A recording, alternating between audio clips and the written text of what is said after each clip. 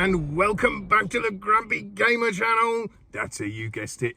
This is that channel where you get to see this or talk about modern games. Well, for today's in-car comments, first of all, I want to talk about Swordsman VR and the game-breaking bug there seems to be in it. Now, I had Swordsman VR on the PSVR1. I completed it. I got the platinum for it. Really enjoyed it on the PSVR1. Then, of course, when I got the PSVR2, I got the upgrade for it. I'm pretty sure it was a free upgrade, if I remember rightly. And then I haven't really played it. I played it a little bit and then put it down because I've been playing so many other games. So I've recently been jumping back into it, as you know, and going through the different levels. So you go to the different lands, like you're in like a Scandinavia land, you're in the desert, you can be on a pirate ship, blah, blah, blah. And then you go through all the levels until you get to the boss fight for each one. Well, this bug is very strange. As soon as you get to a boss fight, it starts off okay, and all of a sudden they go all stretchy. Now, I'm going to put up a video clip, so have a look just up there, and you will see a little clip of what happens. So they go all stretchy, and then the next thing you know, they fall down on the ground dead, and it gives you the trophy for beating the boss. So I did that on one of the bosses. I thought, oh, okay, let me just skip to the next one. So I went through all the levels on the next one. Exactly the same thing happened on the next one. And basically, every time I got to a boss fight, it just went all weird, disappeared, and then reappeared and fell on the floor and gave me the achievement for beating the boss. So I was a bit annoyed because I wanted to go through all the bosses again and beat them on the PSVR2 properly. So anyway, what makes it even worse is you go into where your weapons are, you go to your armory, not the armory, the blacksmith, and you've got the top weapons at the bottom. I think there's one that has flame come out of it and lightning or whatever. And it says boss unlock. So you have to fight the boss to be able to get those weapons. Well, I've supposedly beaten the boss because the game's given me the trophy, but the game still says boss unlock. So I can't access any of those weapons, which is really annoying. So anyway, I contacted Sim Studio, great developer, came back to me really fast, asked me what platform I'm playing on. I give them all the details, and I told them that, you know, the boss unlock's broken. I can't access these weapons. So what they did say is they are aware of it and they are looking to sort it out. So I don't know whether this game-breaking bug has only appeared since the latest update, because the latest update gives you much more, or the option to choose much more realistic AI or the standard old AI. But because I haven't really delved into it before this new update, I have no idea. So if you guys, if you've had the same experience and got this game-breaking bug with the boss fights, please do let me know. Please put it down in the comments below. And if you know of any way of getting around it, I mean, it doesn't sound like it. The devs don't seem to think there's any way around it, and it's something that they've got to physically go in and fix. I just hope they fix it soon. So, because I am enjoying Swordsman VR all over again. It is a great fun game. I've found it actually quite easy on the PSVR2 compared to the PSVR1, because with the PSVR1, obviously you had the clunky old move controllers, and it was very difficult to move fluidly with those. And of course, with the thumbsticks of the PSVR2, it makes movement an absolute breeze. But yeah, so I just thought I'd let you guys know and talk about this game-breaking bug that I've come up against. And like I said, I'd be interested to know what your thoughts are. Now, before I go, oh my God, honestly, the amount of people now hating on the PSVR2 is just getting just unbelievably crazy. It's insane what's going on. Everybody seems to be jumping on it. Now, we know from the beginning of the PSVR2 there are a lot of haters on it anyway. You know, obviously, I don't know, jealous of what tech the headset's got in it, and I think so many people just wanted it to fail, and they're still wanting it to fail, all because of this article from Bloomberg saying, oh, the PSVR2's dead. But honestly, everyone's jumping on the bandwagon. I even heard someone yesterday saying that basically, oh, well, what are you going to choose? It's a no-brainer. You're going to choose a Quest 3, or you're going to choose a PSVR2. The Quest 3 is only between sort of £400 and £600, whilst the PSVR2 setup's going to cost you over £1,000.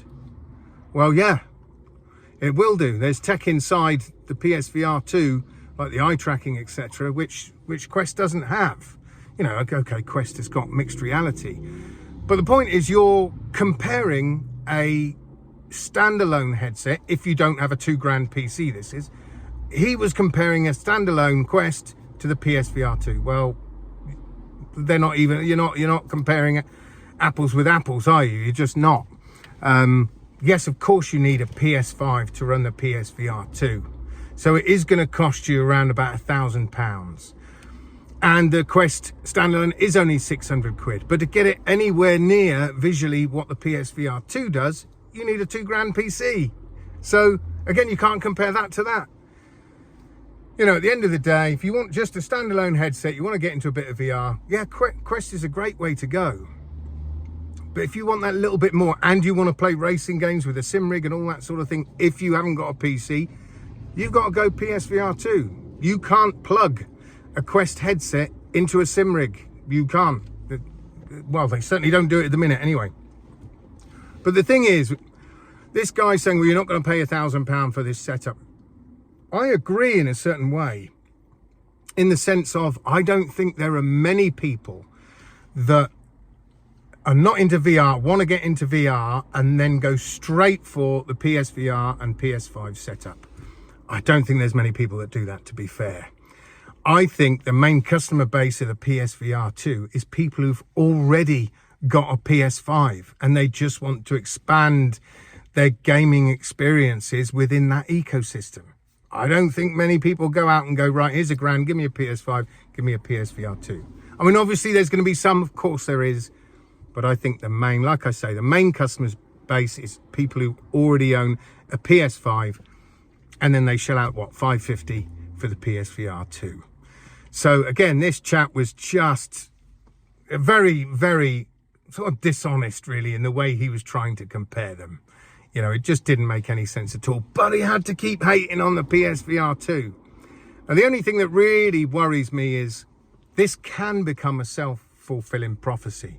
Because let's face it, even if you got a PS5 and you were toying with the idea of getting a PSVR2, and then you see all this hatred and stuff all over the internet saying, oh, the PSVR2's dead, that's it, Sony have dropped it like a bad habit.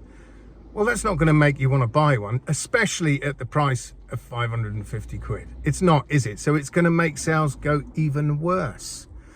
You know, we see that Sony have paused production of the PSVR2 because they've got a big surplus stock of the PSVR2. And people, again, are jumping on this. That's it. They've stopped production. It's finished. They've just got to sell off. No, this makes perfect business sense. If you've got a lot of product in stock that's shifting slowly at the minute, you don't need to keep making more of it, do you? You can take that manpower and put it into something else and use them in that in the meantime. Then once your stocks start getting low again, then you can ramp up production again. It's pretty sort of simple business practices, to be honest with you. But again, like I say, people are coming out with all sorts of nonsense about how the PSVR2's dead. Oh dear. Anyway, folks, I just wanted to talk about that because it does infuriate me what's going on at the minute around the PSVR2. And like I said to somebody else, look, if the PSVR2 truly does die, well, that doesn't mean I'm going to stop playing it, does it? You know, let's say they completely stop the PSVR2, stop making any games for it. Well, I've still got the games I've got for it that I'm going to play. It's not like, oh, I've got to stop playing my PSVR2. No, that's it. They've stopped it, so I can't play that anymore. Of course I'm going to play. I still play my PSVR1. So, and if I really had to in the future, and I wanted to, let's say, like I say, they've got no new games coming out for it, then of course I'm going to have to buy another headset. And of course, sadly, probably the only one that I'd buy really would be the Quest 3 at the moment. There's no other headset around in that sort of price point, really. And I don't have a gaming PC at the end of the day. So, Oh dear. Anyway, folks, that's it from me today. Thank you for making it this far through this video, and I look forward to talking to you guys next time. So until then, I shall see you guys on the other side. Adios.